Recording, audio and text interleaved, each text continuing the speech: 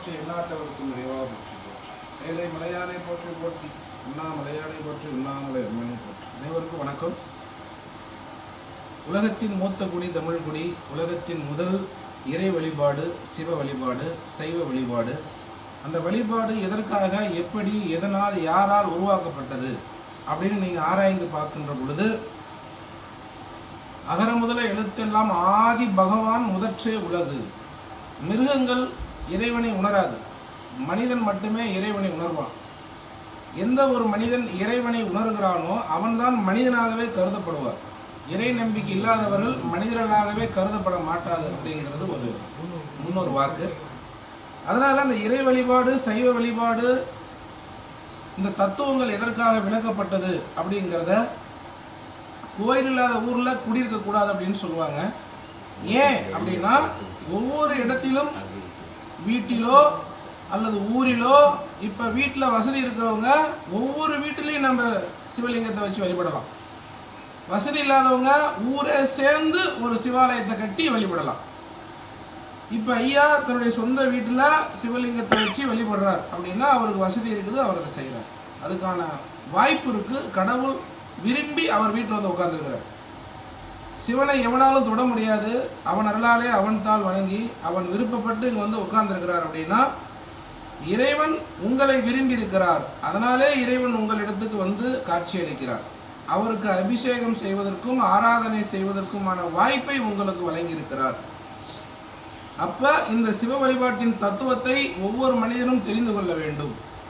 எப்படி என்ன அப்படின்னு பார்த்துட்டிங்கன்னா, இறைவனுக்கு எதையெல்லாம் நாம் வைத்து வணங்குகிறோமோ, இறைவனுக்கு என்னெல்லாம் நம்ம அபிஷேகமாக சமர்ப்பிக்கிறோமோ அதை அத்தனையும் நம் உடல் மீது செய்ய வேண்டும் அப்படிங்கிறது அதனுடைய பொருள். உள்ளம் பெருங்கோயில் உன்னுடம்பு ஆலயம் தெல்ல தெளிந்தவனுக்கு உன் சீவனே சிவலிங்கம் என்கிறார் சிவவாக்கியர். அதாவது சிவனுடைய வாக்கு. சிவவாக்கியர் அப்படின்னு சொல்லக்கூடியவர் சிவன் வாக்கு. அந்த சிவன் சொல்கிறார், நான் உன்னுள்ளே இருக்கிறேன், எல்லா உயிரிலும் நீக்கமர நிறைந்திருக்கிறேன். இங்கு மட்டும் இல்லை, நான் இல்லாத இடமே இல்லை, அவர் எல்லா இடத்திலும் இருக்கிறார் என்பதை உணர்த்துகிறார். சரி, அதன் பிறகு எதுக்கு நாம் சிவலிங்கத்தை வைத்து வழிபடுகிறோம்? இதனுடைய தத்துவம் என்ன? இதற்காக சிலை வழிபாடு அப்படின்னு பார்த்துட்டிங்கன்னா, வாழ்வியல் அறம், வாழ்வியல் நெறி, எதை செய்தால் சரி, எதை செய்தால் தவறு, எதை நாம் செய்தால் நீடோடி வாழலாம் அப்படின்பதற்கான ஒரு தத்துவமாக சிவலிங்க வழிபாட்டை இறைவன் ஆதி காலத்தில் நம் முன்னோர்கள் மூலமாக செய்து அதை வழிபாடு செய்திருக்கிறோம். நீங்கள் 5000 வருடத்துக்கு முன்பு சரி, 10,000 வருஷத்துக்கு முன்பு சரி, 50,000 வருஷத்துக்கு முன்பு சரி, இந்த உலகத்தில் இந்த பூமியில் எந்த இடத்துக்கு போனாலும், எந்த இடத்தில் பூமியை தோண்டினாலும் அங்கு கிடைப்பது உங்களுக்கு சிவலிங்கம் தான் கிடைக்கும். ஏனென்றால் இதுதான் உலகத்தின் மூத்த வழிபாடு, சைவ வழிபாடு, தமிழருடைய ஆதி சிவன். அதனாலதான் தென்னாடுடைய சிவனை போற்றி எந்நாட்டவருக்கும் இறைவா போற்றி என்று சொல்கிறார்கள். தென்னாட்டில் சிவன் பிறக்கிறார், அவன் எந்நாட்டுக்கும் இறைவனாக இருக்கிறார். எந்நாட்டிற்கும் போனாலும் கூட அவர் தென்னாட்டில் மட்டுமே குடிகொண்டிருக்கிறார் அப்படிங்கிறது தான் அவனுடைய பொருள். இப்போ இந்த சிவலிங்கத்தின் தத்துவம் என்ன அப்படிங்கிறது நம்ம புரிஞ்சுக்கிறோம். அதாவது இந்த உடலுக்கு இந்த சிவலிங்கத்துக்கு நம்ம என்னென்னலாம் அபிஷேகம் பண்ணுறோமோ இதையெல்லாம் நம்ம உடல் மீது அபிஷேகம் பண்ணணுங்கிறது தான் அதனுடைய தத்துவம். அதை நம்ம சாப்பிடணும் அப்படிங்கிறது தான் தத்துவம். அப்படி பார்த்தா நீரின்றி அமையாத உலகு. அப்போ நீர் என்பது பொதுவாக எல்லா இடத்துலையுமே இருக்கு. அது கல், முள், மரம், செடி, கொடி எல்லாத்துலேயுமே நீர் இருக்கு.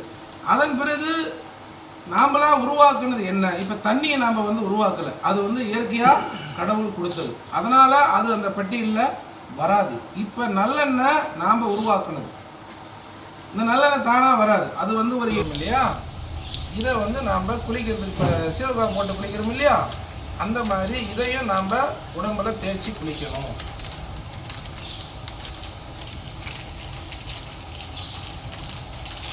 வச்சு அங்கே இந்த மாதிரியான வழிபாடுகள் செய்யும் பொழுதுதான் நாம் அதை பயன்படுத்துகிறோமோ இல்லையோ, அந்த இறைவனுக்காக வேண்டும் என்ற பயபக்தியில் காலம் காலமாக இந்த மருந்து அழியாமல் பாதுகாக்கப்படும்.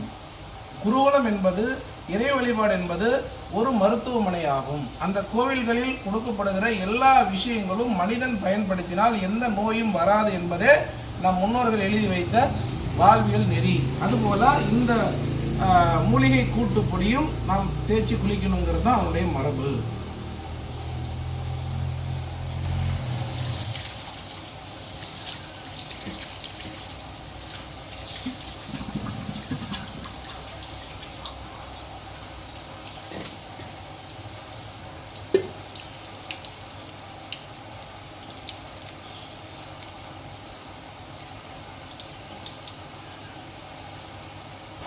அதே மாதிரி வில்வம். வில்வம் வந்து பித்தம்.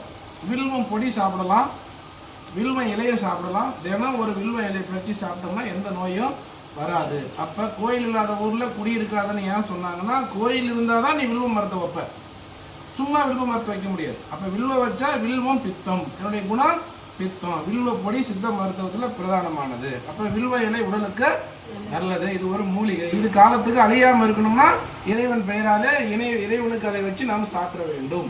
அப்போ இது காலத்துக்கு இருக்கும். நாம் என்ன 100 வருஷம் கழிச்சு இருக்க போகிறதில்ல. ஆனால் இந்த வழிபாட்டு முறையும் இந்த வில்வ மரமும் இந்த சிலை வழிபாடும் எக்காலத்திலும் இருக்கும். நாம் அதை செஞ்சுக்கிட்டே இருக்கணும். நாம் செய்கிறத நம்ம பிள்ளைங்க பார்க்கணும், நம்ம பிள்ளைங்க செய்கிறத நம்ம பேர பிள்ளைங்க பார்க்கணும். இப்படியே தொன்று தொட்டு வரும் பொழுது, அதை பயனடைகின்ற பொழுது நீடுபடி வாழலாம். சரியா?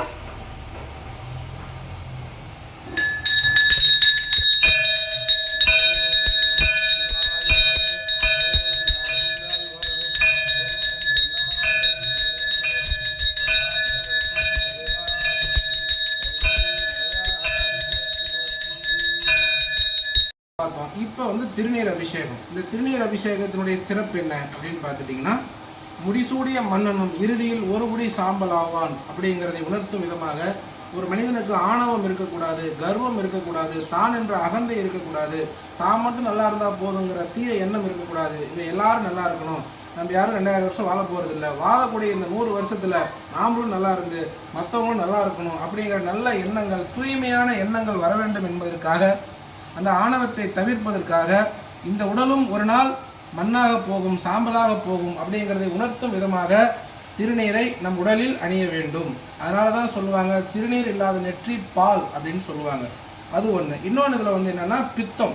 என்ன பித்தம் அப்படின்னு பார்த்துட்டிங்கன்னா, வாதம், பித்தம், கபம். அந்த பித்தம்னு சொல்லக்கூடிய நெருப்பு, அந்த அக்னி தான் இந்த உடம்புல உயிர் இருக்கும். உடம்பு சில்லுன்னு ஆணிச்சுன்னா உடல் அழிஞ்சு போயிடும், செத்து போயிடுவாங்க. அதனால் உடம்பு எப்பவுமே சூடாக இருக்கணும் அப்படின்னு சொன்னால் நம்ம காலையில் எழுந்து குளிச்சுட்டு திருநீர், உடலெல்லாம் திருநீர் பூசி இருக்கும் பொழுது உடம்பு பால் ஆகாது, உடம்பு கெட்டு போகாது. அதனால் திருநீர் இல்லாத நெற்றி பால் அப்படின்னு முன்னோர்கள் சொன்னாங்க. அப்போ திருநீர் ரொம்ப அவசியம். இது குணம், பித்தம், சூடு.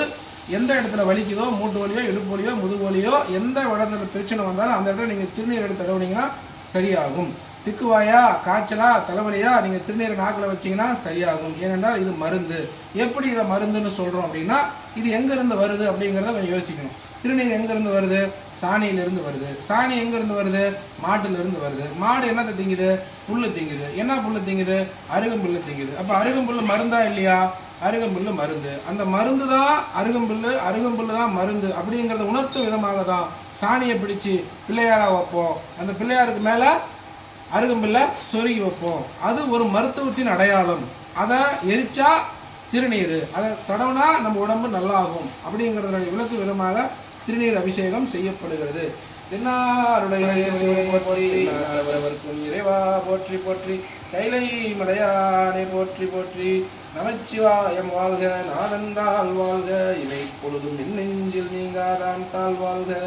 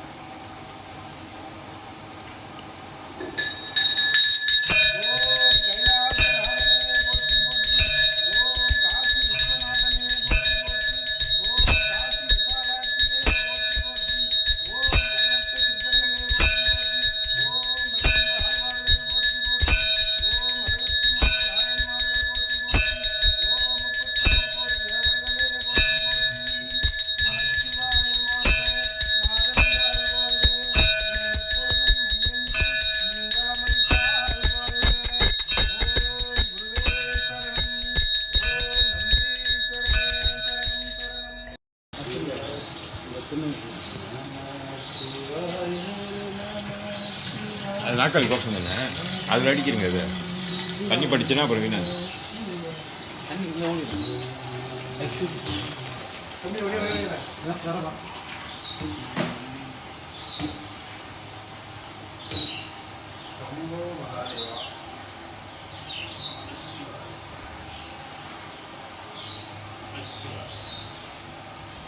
நம சிவாய நம சிவாய நம சிவாய ஓம் சிவாய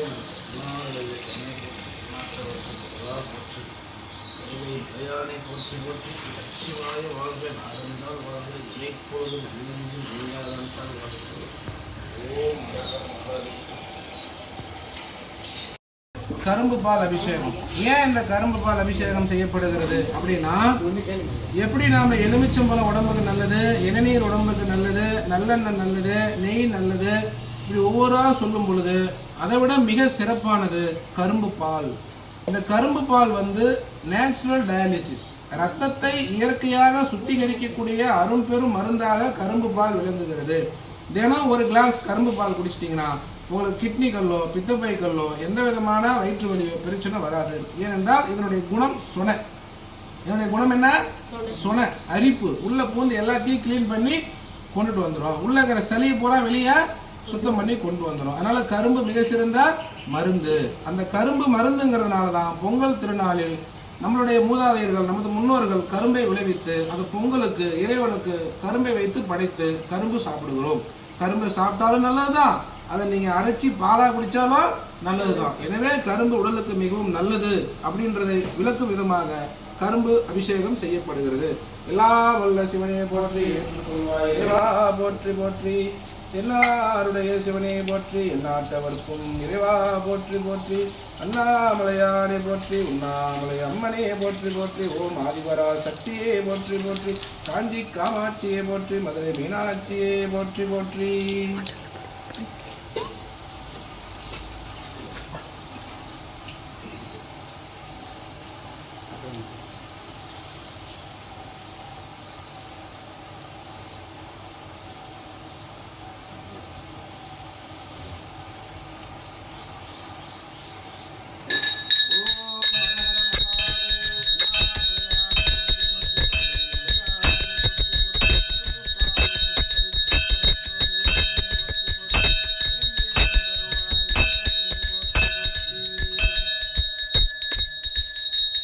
நல்லெண்ணெய் அபிஷேகத்தை இறைவனுக்கும் செய்ய வேண்டும். அந்த இறைவன் குடிகொண்டிருக்கிற ஒவ்வொரு உடல் மீதும் செய்ய வேண்டும். அதுவே அதனுடைய பொருள். இதை உணர்ந்து நல்லெண்ணெய் அபிஷேகம் இறைவனுக்கும் செய்ய வேண்டும். அந்த இறைவன் எல்லா இடத்திலும் இருக்கிறான். தூணிலும் இருக்கிறார், துரும்பிலும் இருக்கிறார். அப்பொழுது உங்கள் ஒவ்வொருவர் மீதும் அந்த இறைவன் இருக்கிறார். அந்த உடலில் உயிராக இருக்கிறார். அந்த உயிருக்கு நீங்கள் நல்லெண்ணெய் தேய்ச்சி குளிக்கணும் என்பதுதான் மரபு. அதை எடுத்துரைக்கும் விதமாகவே நல்லெண்ணெய் அபிஷேகம் செய்யப்படுகிறது. என்னாருடைய சிவனே போற்றி, எந்நாட்டவர்க்கும் இறைவா போற்றி போற்றி, கைலை மலையானே போற்றி போற்றி. நமச்சிவாயம் வாழ்க, நாதந்தாள் வாழ்க, இமைப்பொழுதும் என் நெஞ்சில் நீங்காமல் தாழ்வாழ்க.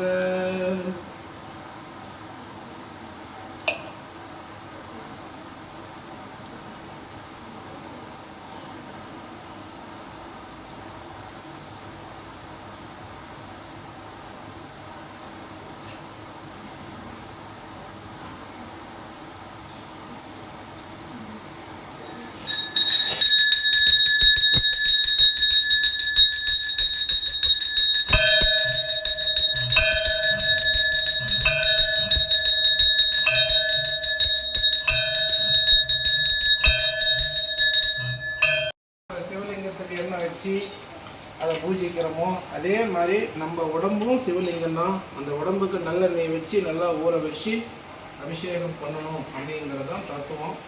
ஆனால் எல்லாரும் இங்கே மட்டும் செய்கிறோம், நம்ம உடம்புக்கு செய்கிறது இல்லை. அதனால தான் நோய் வருது, அதனால தான் ரத்தம் குறையுது, அதனால தான் துன்பம் வருது. அதனால் நல்லெண்ணெய் தேய்ச்சி குடிக்கணும் அப்படிங்கிறது தான் காலங்காலமாக நம் முன்னோர்கள் உருவாக்கி வைத்திருக்கிறார்கள். இதை நீங்கள் சிந்திக்க வேண்டும்.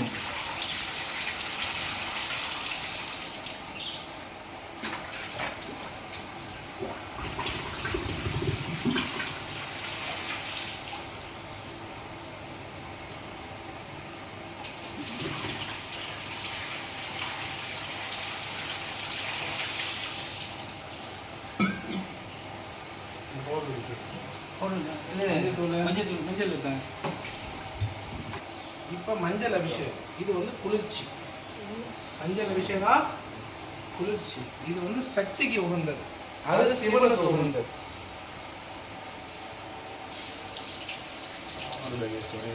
ஓம் சக்தி பராசக்தி, ஓம் ஆதிபராசக்தியை போற்றி, ஓம் காஞ்சி காமாட்சியை போற்றி, ஓம் மதுரை மீனாட்சியை போற்றி போற்றி.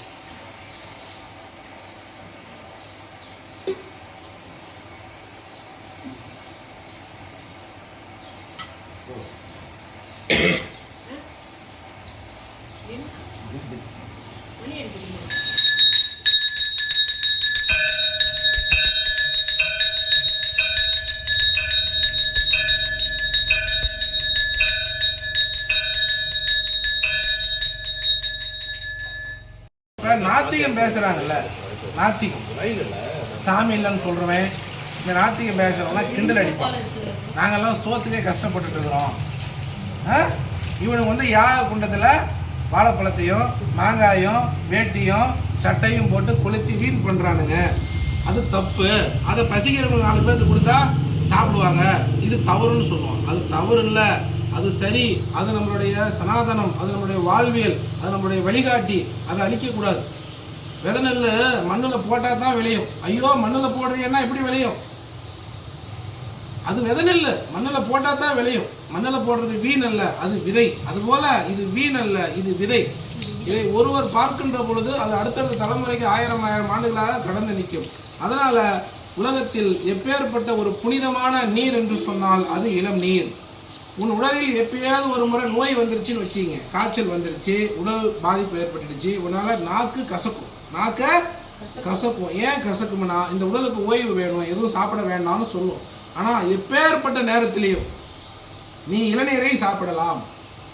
எப்பேற்பட்ட வாய் கசப்பாக இருக்கும் பொழுதும், எப்பேற்பட்ட காய்ச்சல் வருகின்ற பொழுதும், எப்பேற்பட்ட சூழ்நிலையிலையும் எதா வேணாலும் நீ சாப்பிடக்கூடாதுன்னு சொல்லுவாங்க. ஆனால் இளநீரை மட்டும் நீ சாப்பிடலாம். தவிர்க்க வேண்டிய அவசியமே இல்லை. எந்த நேரத்திலையும் ராத்திரி 1 மணிக்கோ 2 மணிக்கோ 3 மணிக்கோ பசிக்குது. அதனால தான் அந்த காலத்தில் சொல்லுவாங்க, பிள்ளையை பெத்தா கண்ணீர், தென்னையை பெத்தா இளநீர். ஒரு புள்ள பிறக்கும் பொழுதே கூடவே ஒரு தென்னை மரத்தையும் வச்சிருவாங்க. ஏன்னா அந்த புள்ள சோறு போடுறானா இல்லையோ, இந்த தென்னை மரம் நமக்கு சோறு போடும். அந்த தென்னங்காயை சாப்பிட்டு வாழலாம். யாருக்கிட்டையும் கையேந்த வேண்டிய அவசியம் இல்லை. எனக்கு அவன் சோறு போடணும், எனக்கு அவன் குழம்பு ஊற்றணும், அவன் எனக்கு ஆகாதுங்கிற அவசியமே இல்லை. ஒரு மனிதனுடைய ஒரு நாள் உணவு ஒரே ஒரு இளநீர் போதும். ஒரு மனிதனின் ஒரு நாள் உணவு ஒரே ஒரு இளநீர் போதும். ஐயா உங்ககிட்ட இளநீர் இருக்கு இல்லையா, அதை சாப்பிட்டீங்கன்னா போதும். எந்த பொண்டாட்டியும் எதிர்பார்க்க தேவையில்லை, எந்த பிள்ளையும் எதிர்பார்க்க தேவையில்லை. இந்த இளநீர் உங்களை காப்பாற்றும். இந்த இளநீர் இருந்தாலே போதும். நீ யாருக்கிட்டையும் கையாந்த வேண்டிய அவசியம் இல்லை. சோறு இல்லையே, நீர் இல்லையே, மோர் இல்லையேன்னு கவலைப்பட வேண்டிய அவசியம் இல்லை. அவன் கொடுத்தா கொடுக்குறான், கொடுக்காட்டி போறான், செஞ்சா செய்யறான், செய்யாட்டி போறான். உன்னை காப்பாற்ற இந்த இளநீர் இருக்கு அப்படிங்கிறத சொல்ற விதமாகத்தான் நாம் இளநீர் அபிஷேகம் எல்லாம் வல்ல ஈசனுக்கு அபிஷேகம் செய்யப்படுகிறது. என்னாருடைய சிவனே போற்றி போற்றி, எல்லாற்றவர்க்கும் நிறைவா போற்றி போற்றி. ஓம் நமச்சிவாய வாழ்க, நானந்தாள் வாழ்க, இமை பொழுதும் எண்ணெங்கில் நீங்காத அனைத்தாள் வாழ்க.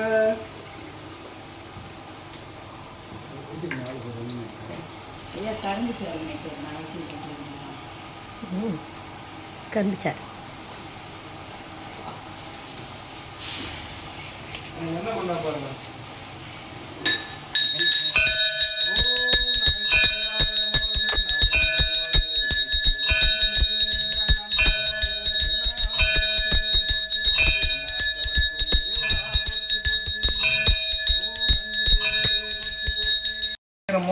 அதுபோல எலுமிச்சம்பழம் சித்தர்களுடைய அமுதக்கனி, சித்தர்களால் அருளப்பட்ட அரும் பெரும் கனியாக அமுதக்கனியாக விளங்குகிறது, ராஜக்கனியாக விளங்குகிறது. ஏன்னா ராஜாவுக்கு மேலே யாரும் இல்லை, அமுதத்துக்கு மேலே யாரும் இல்லை. அதுபோல் இந்த எலுமிச்சம்பழத்துக்கு மிஞ்சினது எதுவுமே கிடையாது. இந்த எலுமிச்சம்பழம் வீட்டுக்கு இருக்கணும். அன்றாடம் காலை மாலை 2 வேளையும் ஒரு எலுமிச்சம்பழமாக சாப்பிடணும். இதை சாப்பிட்டோம்னா மாரடைப்பு, பக்கவாதம், மூட்டு வலி, முதுவலி எதுவுமே வராது. உடம்புல உள்ள அந்த அசிடிட்டின்னு சொல்லுவாங்க, அந்த கொழுப்பு தன்மைகளை எடுத்து ரத்தத்தை சுத்தப்படுத்தக்கூடிய ஆற்றல் இந்த எலுமிச்சம்பழத்துக்கு உண்டு. எனவே இந்த எலுமிச்சம்பழம் சித்த மருத்துவத்தில் சித்தர்களால் அருளப்பட்ட மிக சிறந்த மூலிகையாக, மருந்தாக, கனியாக விளங்கப்படுகிறது. எனவே நம் எல்லா இந்து மத வழிபாடுகளில் எலுமிச்சம்பழம் பிரதானமாக இருக்கும். வீட்டு எலுமிச்சம்பழம் இருக்கும். அந்த டிஸ்டி சுற்றி போடுறதா இருக்கட்டும், வண்டிக்கு டயரில் வைக்கிறதா இருக்கட்டும், இல்லை வீட்டில் மாட்டு வண்டியில் கட்டுறதா இருக்கட்டும், எலுமிச்சம்பழம் ரொம்ப பங்கு வகிக்குது. எலுமிச்சம்பழம் மிக சிறந்த மருந்து. நம்ம அன்றாடம் தினம் ஒரு எலுமிச்சம்பழமாக நம்ம சாப்பிடுவோம் அப்படிங்கிறத வலியுறுத்தும் விதமாக சிலை வழிபாட்டுக்காக நம்ம வைத்திருக்கோம். இப்போ என்னதான் நம்ம சொன்னாலும் கேட்க மாட்டானுங்க. இதுவே சாமி இருக்குது, சாமிக்கு அபிஷேகம், சாமிக்காக எல்லாம் செய்வோம், ஆனால் தனக்காக செய்ய மாட்டான். சாமியே நீதாண்டான்னு சொன்னால் புரிஞ்சிக்க மாட்டான். அந்த புரிஞ்சிக்கிற ஞானம் அவனுக்கு இல்லை. அதை சொல்ல வேண்டியது நம்ம கடமை. அதனால ஒரு குருவா அறியாதை உள்ள மக்களுக்கு அறிவை விளக்க வேண்டியது குருவினுடைய வேலை. அது இறைவன் அருளாலே அவன் வந்து உங்களிடம் பேசி கொண்டிருக்கிறான், நீங்கள் கேட்டுக்குங்க. அப்போ இந்த எலுமிச்சம் பழத்தை நம்ம இறைவனுடைய அபிஷேகமா இதை வந்து ஒரு இதில் ஊற்றணும், கிளாஸில் ஊற்றி புளிஞ்சு விட்டு அபிஷேகமாக கொடுக்கணும். சரியா? இப்போ நம்ம வந்து இருக்கிறதுனால நம்ம அப்படியே நம்ம உங்களுக்கு சொல்கிறோம். என்னாருடைய சிவனியை போற்றி, எந்நாட்டவர்க்கும் இறைவா போற்றி போற்றி. ஓம் நம சிவாயம் வாழ்க, நகர்ந்தால் வாழ்க. இப்போ இதனுடைய தத்துவம் பார்த்துட்டிங்கன்னா, இந்த வரைக்கும் நம்ம தேன் போட்டிருந்தோம். அது வந்து பசப்பு பிடிச்சிக்கும், பிசு பிசுப்பு இருக்கும். அந்த பிசு பிசுப்பை கழுவக்கூடிய ஆற்றல் எதுக்கு இருக்கு? எலுமிச்சம்பழத்துக்கு இருக்கு, புழுப்புக்கு இருக்கு. இப்போ புளிச்சக்கீரை பார்த்துருப்பீங்க, புளிச்ச தண்ணி பார்த்துருப்பீங்க. அந்த மாதிரி அந்த தேன் நம்ம உடம்புல நீங்கள் எதை சாப்பிட்டு இருந்தாலும், ஏதாவது சாப்பிட்டு ஒவ்வாமை இருந்தால் கூட அப்போ உடனே ஒரு எலுமிச்சம்பழம் சாப்பிட்டு பாருங்கள், உடனே சரியாயிடும். காய்ச்சல், தலைவலி, உடம்புல எந்த பிரச்சனை வந்தாலும் அந்த எலுமிச்சம்பழத்தை நீங்கள் புரிஞ்சு அதில் சர்க்கரையோ உப்போ போட்டு சாப்பிட்டீங்கன்னா உடனடியாக உடம்பு சரியாயிடும். அதுக்காக தான் இந்த எலுமிச்சம்பழத்தை போட்டால் இதெல்லாம் சுத்தமாகிடுது இல்லையா, அதை உணர்த்தும் விதமாக. அப்போ அதனுடைய பட்டியலில் தான் ஆரஞ்சியும் வருது. இது ரெண்டும் வெவ்வேறு கிடையாது, எல்லாமே புழுப்பு தான், எல்லாமே செருப்பு தான். இதை நாம் அன்றாடம் சாப்பிட வேண்டும். வீட்டுக்கு எலுமிச்சம்பழம் இருக்கிற மாதிரி ஆரஞ்சு பழம் மரமும் இருக்கணும். இதில் மிகப்பெரிய சக்தி இருக்குது. இந்த பழத்தில் புழுப்பு எல்லாமே மூளையை தூண்டக்கூடிய ஆற்றல் உடையது. இப்போ தினம் ஒரு ஆரஞ்சு பழம் நம்ம சாப்பிடலாம், அது உடலுக்கு மிகவும் நல்லது. என்னாருடைய சிவனையை போற்றி, எந்நாட்டவர்க்கும் இறைவா போற்றி போற்றி. கைலை மலையானே போற்றி போற்றி. நமச்சிவாயம் வாழ்க, நாளந்தால் வாழ்க, இமைப்பொழுதும் என் நெஞ்சில் நீங்காதான் தாழ் வாழ்க. ஓம் குருவே சரணம், திருவடியே சரணம் சரணம். அதை சொன்ன முடியுமா? அதான் இது பாரு. சரி விடு.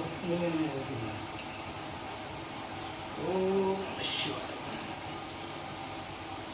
மஞ்சள் பார்த்தோம், மூலிகை பொடி பார்த்தோம், அதுபோல் பால் அபிஷேகம்.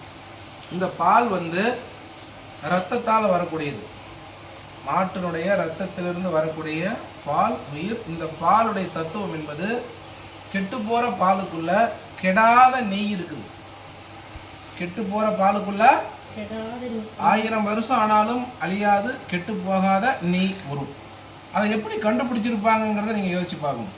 இது பால், இந்த பாலை காய்ச்சினா அது இதாகி புற ஊற்றி தயிராகி அதை சிலிப்பி வெண்ணெய் எடுத்து, அந்த வெண்ணெய் காய்ச்சினா நெய் எடுத்து, அந்த நெய் மருந்தாக பயன்படுது. அந்த மருந்து வந்து நம்ம உயிரை காப்பாற்றும், அந்த நெய் வந்து உடலுக்கு நல்லது இல்லையா? அப்போ எப்படி இந்த கெட்டு போகிற பாலுக்குள்ளே கெடாத நெய் இருக்குதோ, அதுபோல் இந்த கெட்டு போகிற உடம்புக்குள்ள கெடாத உயிர் இருக்குது. கெட்டு போகிற உடலுக்குள்ள கெடாத உயிர் இருக்குது. அப்போ எடுத்த உடனே நெய் வந்துடாது. அதுபோல் எடுத்த உடனே நீ சாகாமலாம் இருந்துட முடியாது. அதுக்கு பல ப்ரோசஸ் இருக்குது, பல முறைகள் இருக்குது. எப்படி இந்த பாலை காய்ச்சி புறவுத்தி தயிராக்கி மோராக்கி அதை சிலிப்பி நெய் வெண்ணெய் எடுத்து அதிலிருந்து காய்ச்சி நெய் உருக்குறோமோ, அந்த மாதிரி இந்த உடலையும் அறிவையும் புரிந்து உணர்ந்து தெளிந்து அந்த ஜீவனை நீ உணர்கின்ற பொழுது ஜீவ சமாதி அடையலாம். நெய் எப்படி அழியாமல் இருக்கிறதோ, கெடாமல் இருக்கிறதோ, அதுபோல நாமும் இந்த மண்ணில் நிலையாக வாழலாம். மனிதன் என்பவன் தெய்வமாகலாம். அப்படிங்கிறத உணர்த்தும் விதமாகத்தான் பால் அபிஷேகம் வைக்கப்படுகிறது. என்னாருடைய சிவனையை போற்றி, எந்நாட்டவர்க்கும் இறைவா போற்றி போற்றி. கைலை மலையானை போற்றி போற்றி. நமச்சிவாயம் வாழ்க, நாதந்தால் வாழ்க, இமைப்பொழுதும் என் நெஞ்சில் நீங்காதான் தாழ் வாழ்க.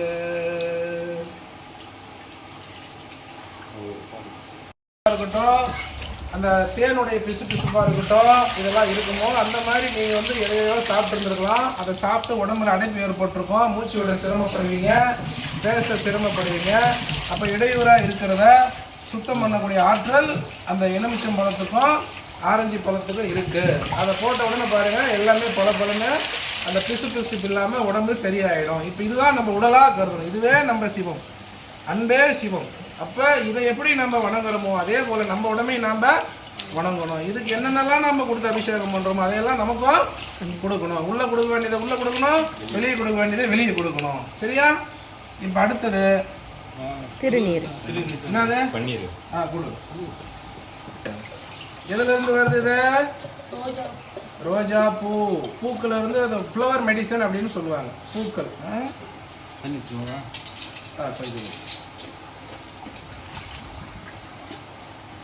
இப்போ அதே தான், இந்த பன்னீரும் மிக சிறந்த மருந்து. இப்போ நீங்கள் பியூட்டிஷியனில் பார்த்துட்டிங்கன்னா பன்னீர் வச்சுருப்பாங்க. அந்த பன்னீர் கண்ணுக்கு நல்லது. கண்ணில் இருக்கிற அழுக்காக சுத்தம் பண்ணக்கூடியது. நீங்கள் கண்ணாடி போட்டுருக்கிறீங்க இல்லையா, தினம் 2 ட்ராப் கண்ணில் பன்னீர் விட்டு பாருங்கள்.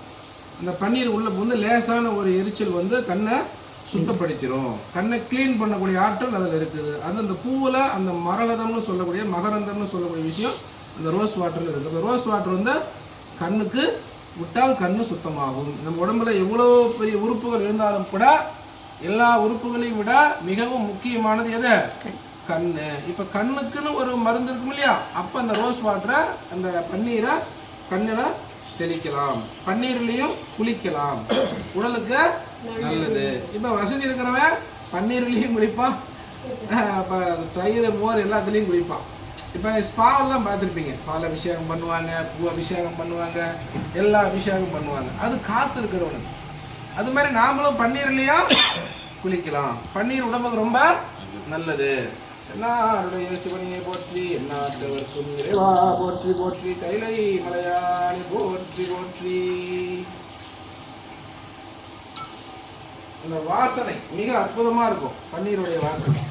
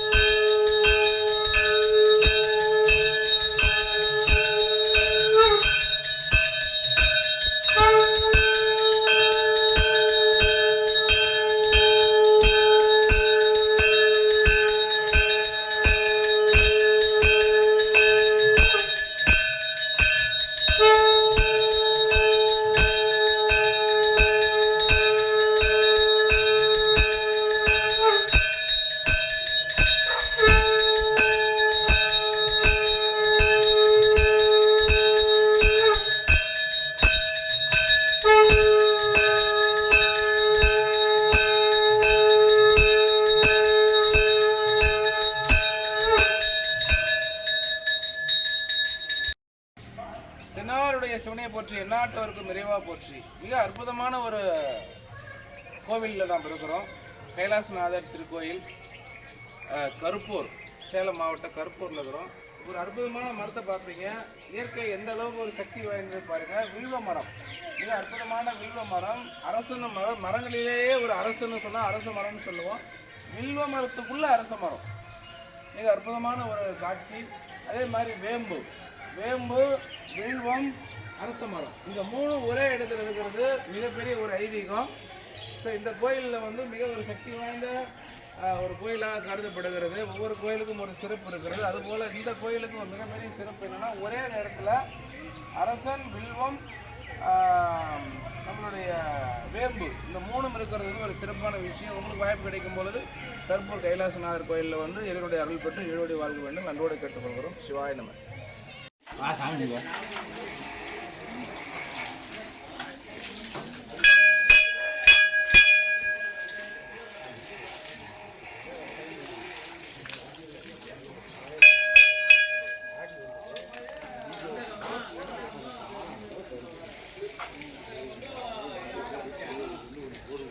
சிவா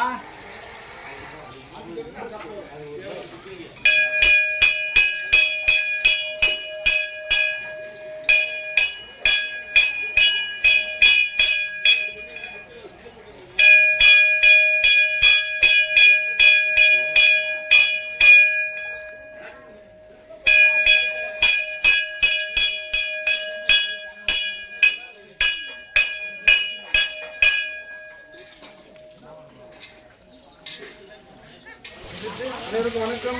இமயமலையில் இருக்கிறோம். இமயமலையில் ஹாட் ஸ்விம்மிங், அதாவது நம்ம மலேசியாவில் அந்த ஹாட் ஸ்விம்மிங் பார்த்தோம். இப்போ அதே மாதிரி இமயமலையில் வந்து வசிஷ்டர் மகரிஷியுடைய ஒரு அற்புதமான இடத்துல இருக்கிறோம். இந்த ஹாட் ஸ்விம்மிங்கில் நம்ம நீச்சல் அடித்து உடல் ஆரோக்கியமாக வச்சுட்டு போகிறோம். ஸோ இந்த இடத்துல இருந்து நம்ம ஹாட் ஸ்விம்மிங் பண்ணுறோம். இந்த வாய்ப்பு ஏற்படுத்தி கொடுத்ததெல்லாம் நம்மளுடைய இறைவனுக்கு நன்றி. செம்ம சூடாக இருக்குது. அப்படியே உள்ளே போயிட்டு மெல்ல மெல்ல பாடி வந்து நம்ம டெம்பரேச்சர் பண்ணோம். இன்னும் ஒரு முறை உங்களுக்கு வந்து புரிவது நன்றி, வணக்கம். இமயமலையிலிருந்து மருமகள வைத்தியர் செல்வராஜ்.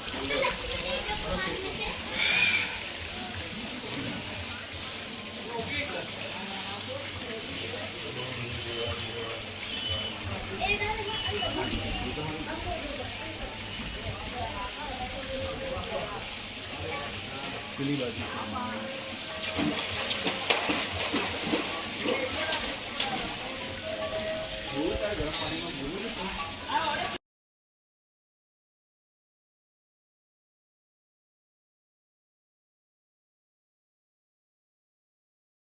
ஆருடைய சிவனே போற்றி, எந்நாட்டவர்க்கும் இறைவா போற்றி, கைலை மலையானே போற்றி போற்றி.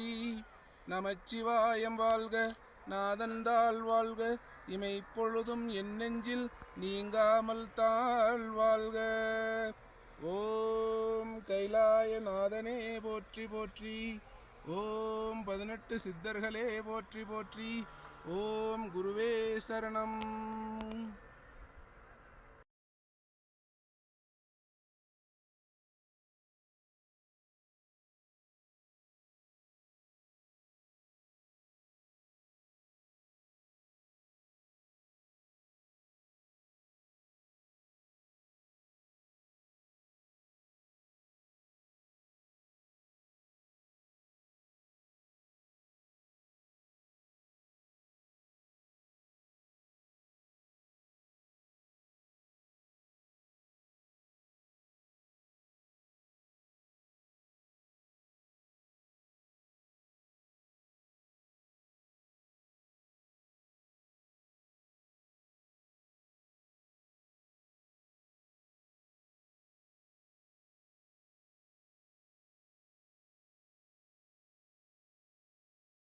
என்னைக்காவது போட்டிருக்கிறீங்களா? என்னைக்காவது போட்டிருப்பீங்க. எப்போ ஏதாவது கல்யாணம் கர்மாந்திரம் ஒரு நாள் அப்படி கிடையாது. அன்றாட வெத்தலை பாக்கு போடணும். வெத்தலை மூலிகை, சித்தர்களால் கண்டுபிடிக்கப்பட்ட மூலிகை, பாக்கு மூலிகை, சுண்ணாம்பு மூலிகை. அந்த வெத்தலை பாக்கு சுண்ணாம்பு உங்களுக்கு எந்த நோயும் வராம பாதுகாக்கக்கூடிய மூலிகை மருந்து. இதை கண்டுபிடிச்சது சித்தர்கள். அவங்க தான் பெரிய சயின்டிஸ்ட். மனித இனம் தோன்றிய காலத்திலிருந்து இந்த மனிதனுக்கு எது நல்லது எது கெட்டதுன்னு கண்டுபிடிச்சு இந்த வெத்தலை முத இந்த வெத்தலைங்கிறது எப்படி கண்டுபிடிச்சிருப்போம்? எவ்வளவோ லீவ்ஸ் இருக்கு, எவ்வளவோ ஹர்பல்ஸ் இருக்கு, எவ்வளவோ இலைகள் இருக்குதா? இப்ப எல்லா இலையும் பறிச்சு சாப்பிட முடியுமா? அப்ப வெத்தலை இது உடலுக்கு நல்லதுன்னு எப்படி கண்டுபிடிச்சிருப்பாங்க? எப்படி கண்டுபிடிச்சு அதை கோயில்ல வச்சு அதை வழிபாட்டு முறையில கொண்டுட்டு வந்தது எதுக்கோசரம்? சாமிக்கா? சாமியா திங்குது, நாம தான் சாப்பிடணும். யார் சாமி? நாம தான் சாமி, நீ தான் சாமி. சாமி எல்லாத்துக்குள்ளேயும் தான் இருக்குது. புரியுதா? நட்டக்கல்லு பேசுமோ நாதன் உன்னுள் இருக்கையில். அப்ப உனக்குள் இருக்கிற இறைவனை பாதுகாக்க வேண்டும் என்று சொன்னால் இறைவனுக்கு எதையெல்லாம் நீ வச்சு படைக்கிறாயோ அதை அத்தனை நீ சாப்பிட சொல்றதுதான் தத்துவம். அதுதான் அர்த்தமுள்ள இந்து மதம். என்ன மதம்? அர்த்தமுள்ள இந்து மதம். அந்த அர்த்தத்தை புரியாமலே இருக்கிறீங்களே. வெள்ளக்காரன் வந்து மாத்திரை கொடுத்தா முழுங்குறீங்க. இதே சித்தர்கள் வெத்தலை பாக்கு கொடுத்தா நான் போட மாட்டேன், பல்லு மஞ்சள் ஆயிடும், சிவப்பாயிடும். செயற்கை லிப்டிக் அடிச்சுக்க தெரியுது. ஆனா இயற்கை லிப்டிக் அடிச்சுக்கிறதுக்கு என்ன வலிக்குது? வெத்தலை பாக்கு போட்டு பாரு, எவ்வளவு மனமா இருக்கு வாய்க்கு. கொட்டை பாக்கு குளுந்து வெத்தலை போட்டா வாய் மணக்குன்னு எவ்வளவு அழகா பாட்டு எழுதுறான். வெத்தலைய போட்டேண்டி புத்தி கொஞ்சம் மாறுதுன்னு எப்படி பாட்டு எழுதுறான். மூலிகை. ஸோ அன்றாடம் ஆண் பெண்கள் எல்லாரும் வெத்தலை பாக்க போட்டுக்கணும். அதை கேவலமா நினைக்க கூடாது. புரியுதா? அப்ப வெத்தலை வந்து கபம், பாக்கு வாதம், சுண்ணாம்பு பித்தம், வாதம் பித்தம் கபம். இதுதான் இந்த உடம்புல இருக்குது. அண்டத்தில் பிண்டம், பிண்டத்தில் அண்டம். சரியா? இத புரியாத முண்டங்கள் தான் ஆஸ்பத்திரிக்கு போய் மாத்திரை தின்னுட்டு சாவுது. இத புரிஞ்சவன் எவனும் சாக மாட்டான். 100 வயசு கடந்தும் நம்ம பாட்டிங்க தாத்தாங்க பல்லே விழுந்ததுக்கு பிறகு கூட இடிச்சு நாக்குல சப்பி சாப்பிட்டாங்களா இல்லையா? அப்ப நாக்குக்கு வெப்பம் கொடுத்துக்கிட்டே இருந்தா மாரடைப்பு வராது. நாக்குக்கு வெப்பம் கொடுத்துக்கிட்டே இருந்தா பக்குவாதம் வராது. நாக்குக்கு வெப்பம் கொடுத்துக்கிட்டே இருந்தா மூட்டு வலி, முதுகு வலி, உடல் பருமன், மாதவிடாய் பிரச்சனை, கர்ப்பப்பை பிரச்சனை, ஆண்மை குறைவு, குழந்தையின்மை, எந்த நோயுமே வராது. கடுக்காலாம் குழந்தையை கொடுக்கறது. நீ என்ன குழந்தையா? புரியுத விஷயம்? ஒவ்வொரு வயசுக்குன்னு ஒரு விஷயம் இருக்குல்ல. இப்ப இந்த குழந்தை இருக்கு, அந்த குழந்தைக்கு வந்து வெயிட் தாங்காது, அந்த காரம் தாங்காது, அதனால கடுக்கா பொடி, கடுக்கா லேகியும் கொடுக்கலாம். நீ எல்லாம் ஒடுக்கா குடிக்கிற வயசுல நீ கடுக்காயை பத்தி பேசிட்டு இருந்த என்ன அர்த்தம்? எப்ப குடிச்ச கடைசியா? போன வாரம்.